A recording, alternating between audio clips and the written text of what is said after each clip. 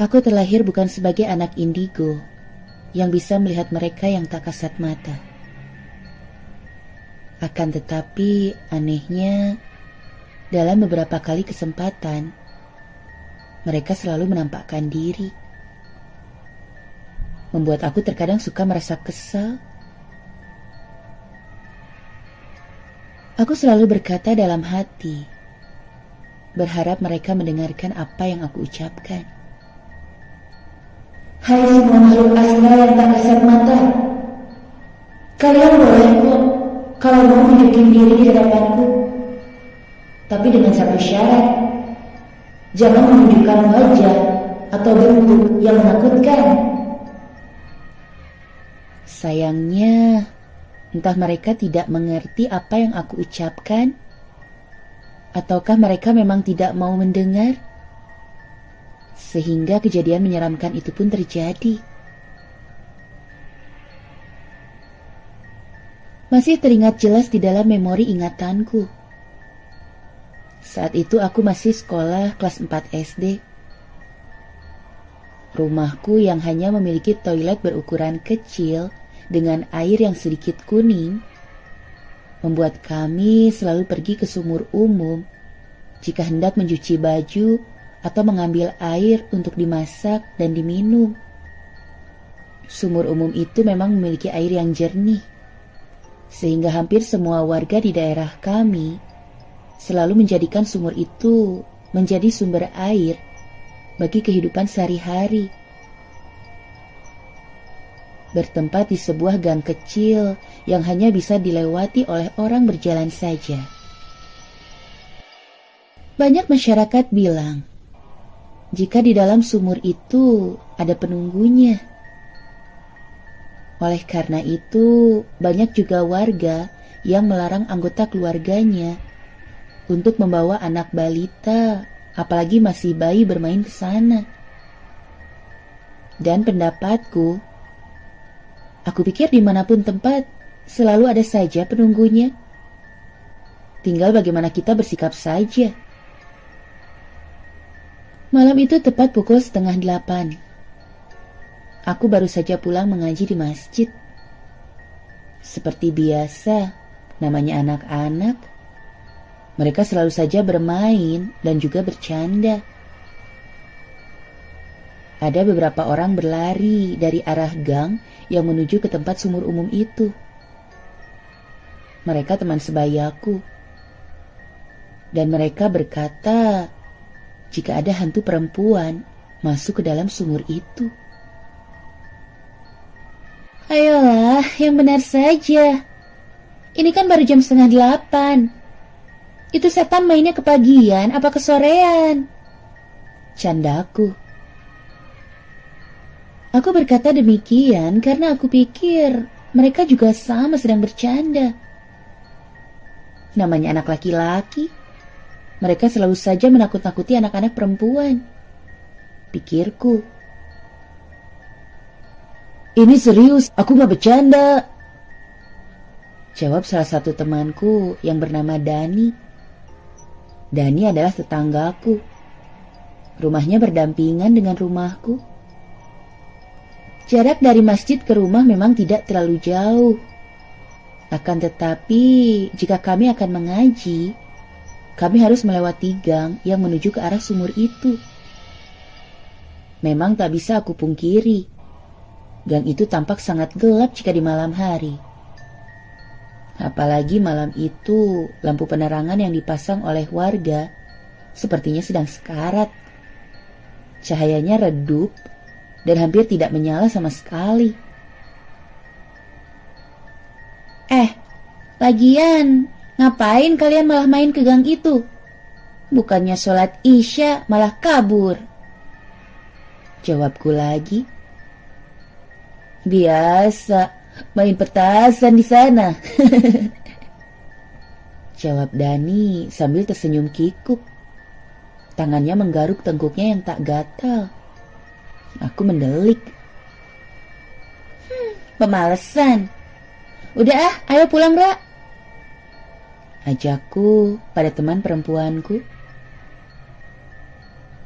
Kamu yakin mau pulang sekarang? Apa enggak nanti aja bareng Pak Ustadz? Tanya Mira dengan raut wajah ragu. Kamu percaya sama omongannya Dani, Ra? Tanyaku, tapi Mira tidak menjawab. Karena kesal, aku pun akhirnya memutuskan untuk pulang sendiri saja. Sedikit rasa takut memang aku rasakan. Ya, bagaimanapun juga, aku seorang wanita biasa yang punya rasa takut sama yang namanya setan. Tapi aku juga tidak bisa menunggu lagi.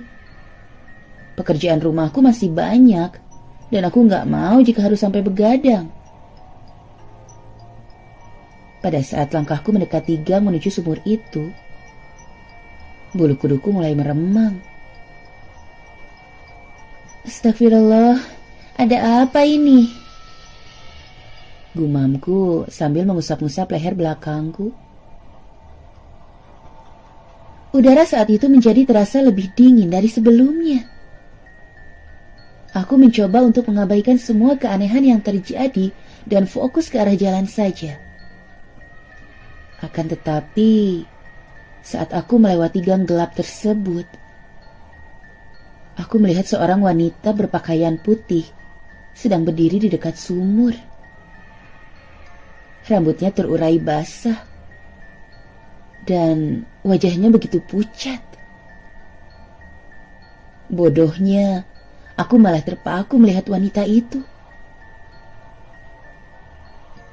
Aku tidak mengerti apa yang terjadi, tapi ketika aku melihat sosok itu, kesadaranku seperti hilang. Aku merasa seperti berpindah ke sebuah tempat yang sangat luas dan juga gelap. Jantungku tiba-tiba saja berdetak sangat cepat.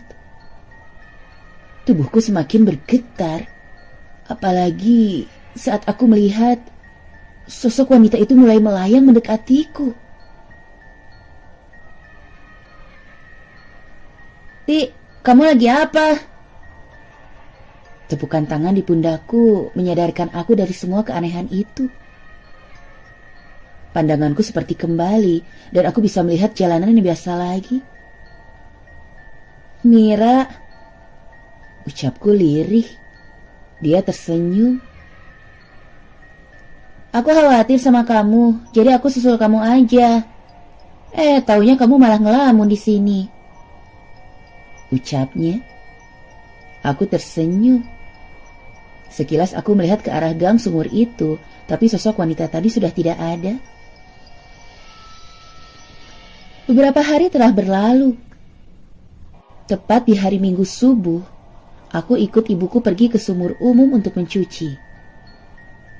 Kami memang selalu mencuci dari subuh sebelum azan, karena jika agak siang, sumur umum itu selalu ramai. Terkadang kami jadi tidak kebagian tempat untuk mencuci. Sebenarnya agak berat aku menginjakkan kaki di sumur umum itu. Bagaimana tidak? Kejadian beberapa hari yang lalu nyatanya sangat membekas di otakku. Apalagi bayangan wajah sosok wanita pucat itu. Benar-benar menyeramkan.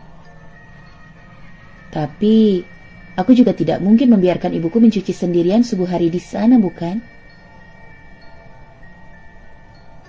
Awalnya semua berjalan seperti biasa. Kami berjongkok dan mencuci pakaian berdua.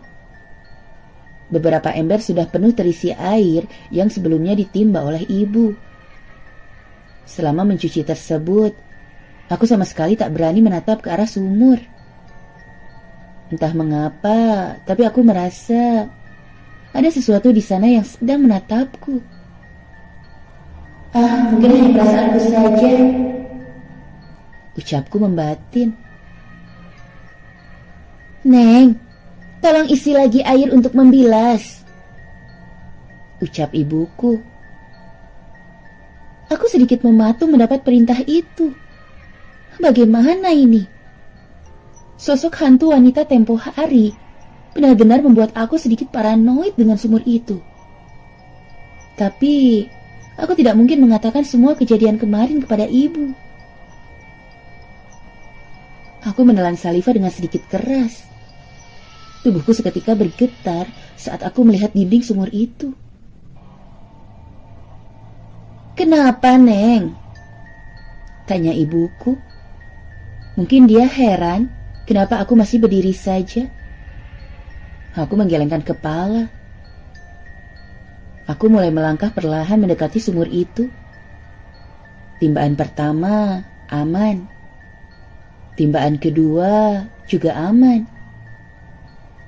Dan sewaktu aku akan menimba air yang ketiga kalinya, aku melihat dari bawah sumur, bayangan hantu wanita itu kembali muncul. Seluruh wajahnya penuh dengan darah. Matanya melotot tajam dan rambut yang tetap basah. Bayangan wanita itu naik dengan sangat cepat dan menarik tanganku. Ibu yang melihat kakiku sudah naik dan tubuhku hampir saja masuk ke dalam sumur, langsung berlari dan menggenggam baju belakangku. Dengan sekuat tenaga, ibu menarik tubuhku agar tidak jatuh ke dalam sumur itu. Dan alhamdulillah aku masih bisa selamat. Semenjak kejadian itu, aku tidak pernah datang ke sumur umum itu lagi. Sampai akhirnya aku pindah rumah. Dan terakhir, kabar yang aku dengar, katanya sumur itu sudah ditutup karena airnya yang berubah menjadi kotor.